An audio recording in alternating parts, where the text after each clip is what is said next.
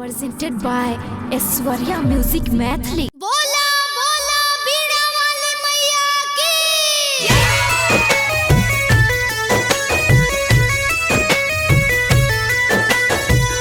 सरस्वती मैया सुन ले बेटा के पुकार दिए।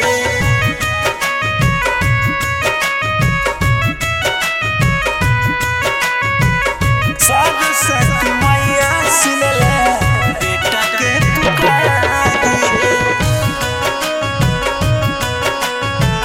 बेटा के पुकार हर हर वीणा वाली मैया सुन ले बेटा के पुकारी है।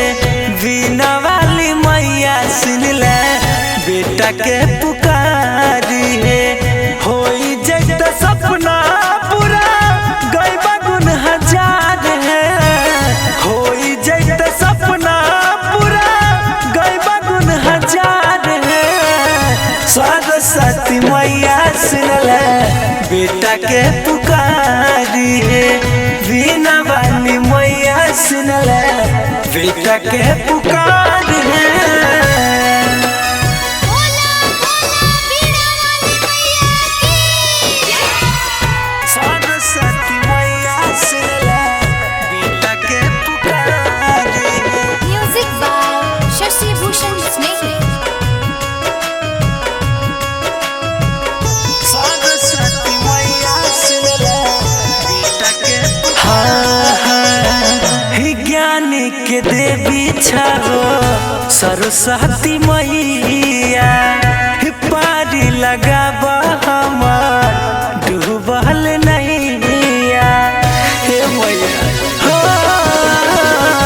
ज्ञान के देवी छाओ सरस्वती मैया पारी लगाब हमार डूबल नैया।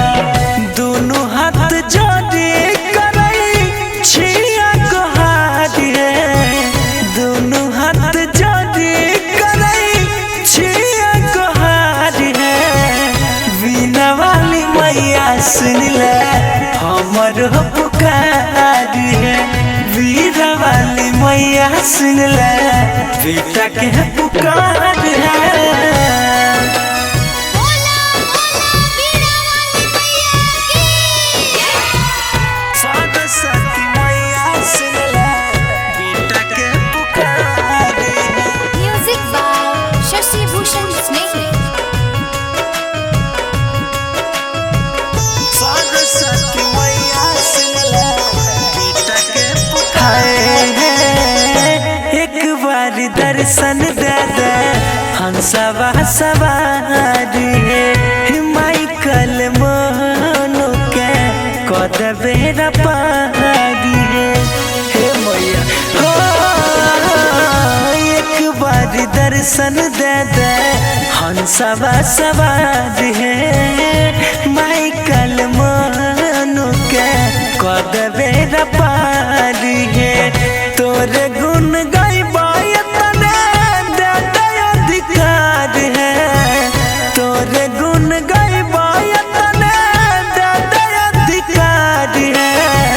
सरस्वती मैया सुन ले बेटा के पुकारी है। वीणा वाली मैया सुन ले बेटा के पुकार है। Aishwarya digital recording studio Samastipur.